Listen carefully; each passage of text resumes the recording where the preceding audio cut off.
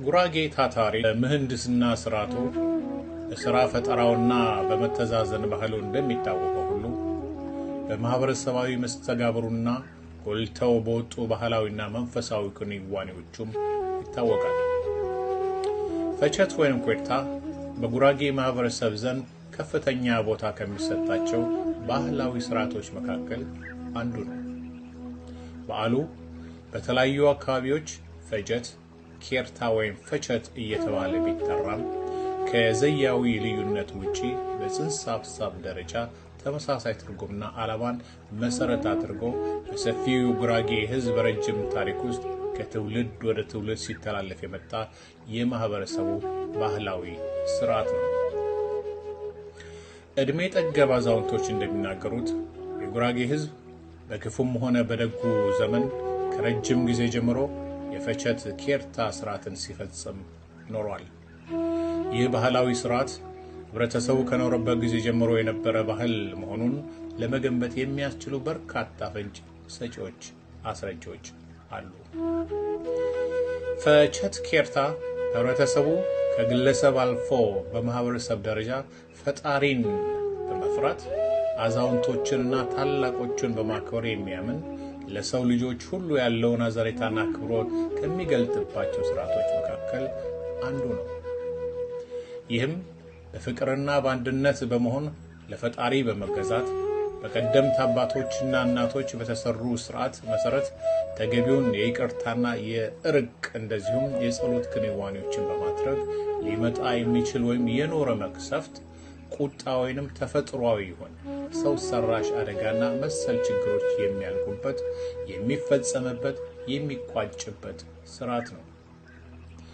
ማህበረሰቡ በግለሰቦች መካከል የሚፈጠሩ ግጭቶችና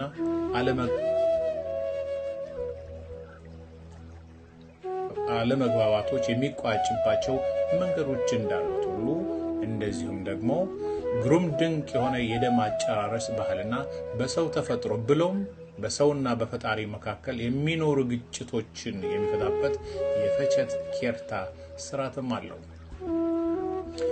ሰው ከተፈጥሮ ከፈጣሪ ወይንም በማህበረሰብ ደረጃ ከሰው ጋር ካልተስማማ፣ ተገቢው ፍርድ ካልተሰጠ፣ ሰው በአንድነት በፈጣሪ ላይ ካመፀ ቁጣ፣ መቅሰፍት፣ ቸነፈር፣ ወረርሽኝ፣ ጦርነት እንዲሁም ደግሞ ክፉ አገዛዝ ሊመጣ ይችላል ብሎ ስለሚታሰብ በፈቸት በዓል አማካይነት ተገቢውን የይቅርታና የእርቅ እንደዚሁም የጸሎት ስርዓት ይከናወናል።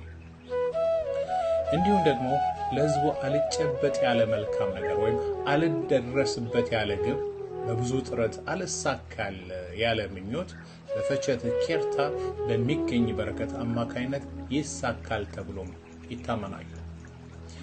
የፈቸት ኬርታ ስርዓት እጅግ ሰፊ ሲሆን በዋናነት በአንድነት ለፈጣሪ የሚቀርብ ምስጋናና ልመና ብሎም የአዛውንት ምርቃትን መሰረት ያደረገ ነው።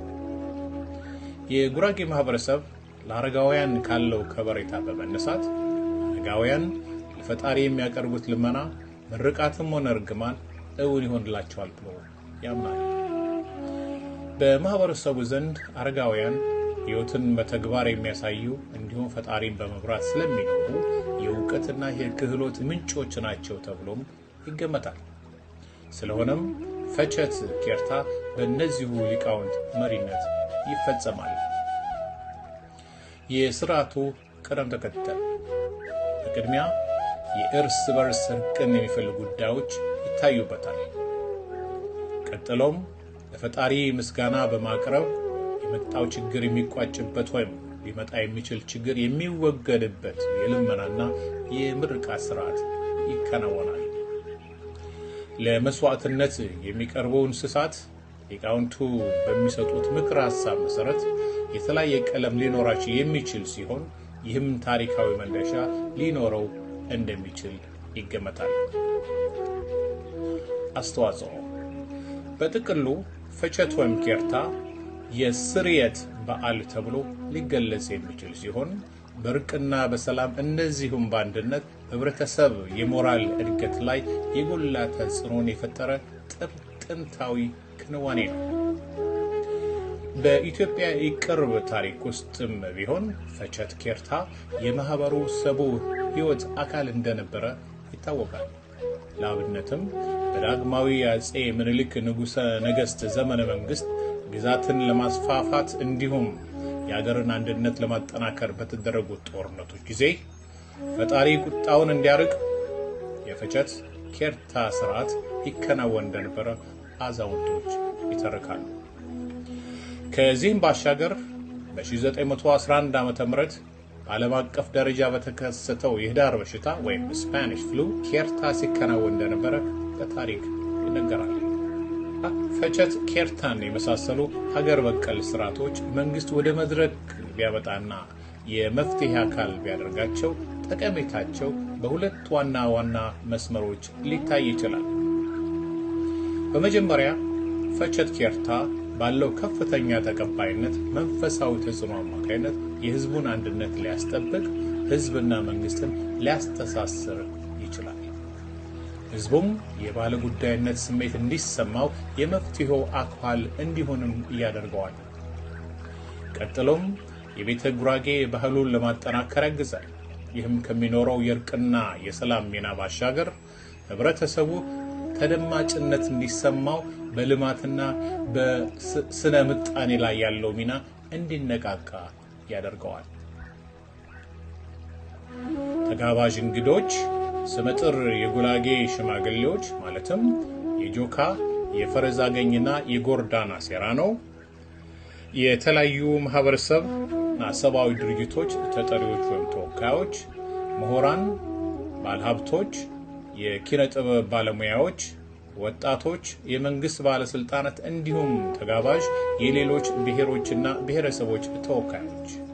የዕለቱ ዝግጅት በታዋቂ የኪነ ጥበብ ሰዎች የሚቀርቡ የመዝናናት ዝግጅቶች ይተናገሩበታል። የሽማግሌዎች ምርቃትና ምክር ይከናወናል። በስልጡን የጉራጌ ባለሙያዎች የሚመራ የማዕድ ስነ ስርዓት ይደረጋል።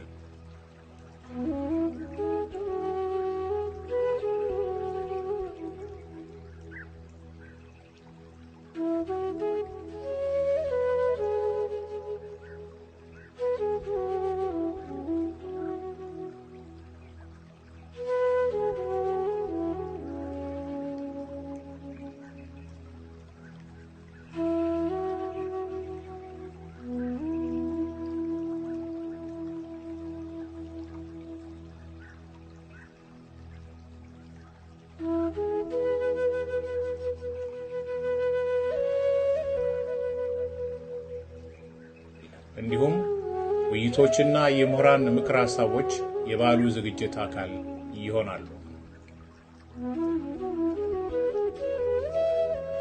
የበዓሉ አበይት 3 ሚናዎች: 1.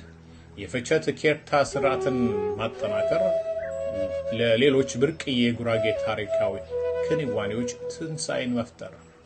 2. በሀገሪቱ የተከሰቱ ያሉ የእርስ በርስ ግጭቶች፣ በሽታዎች፣ ኮሮና ወይም ኮቪድ-19 እና ሌሎች ችግሮችን በጋራ ለመፍታት እንዲቻል የማህበረሰብ አንድነትን ያጠናክራል። ህዝብንና መንግስትን ለማቀራረብ አይነተኛ መድረክ ይሆናል። 3. የማህበረሰቡን ልዕልና ከፍ ለማድረግ በክልል የመደራጀት ጥያቄን ጨምሮ ለህዝቡ ያልተመለሱ ብዙ ጥያቄዎችን ለመመለስ የሚያስችሉ ወሳኝና ጠንካራ ምክክሮችን እንዲሁም የተያዙት ህዝባዊ አቋሞች ጎልተው እንዲንጸባረቁ ይደረግበታል። ከምክክሩና ከውይይቶቹ ባሻገር በማህበረሰቡ እንደሚታመነው ለሀገር ሰላምና አንድነት ምርቃትና ጸሎት ይደረጋል።